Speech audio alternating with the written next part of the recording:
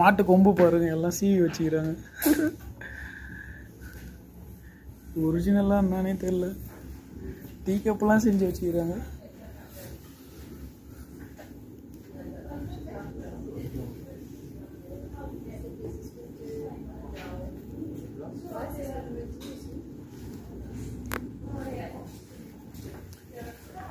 இதெல்லாம் லாவா எரிமலை குழம்புலேருந்து வெடித்து வந்த கல்லெல்லாம் எடுத்து வச்சுக்கிறாங்க. Lava light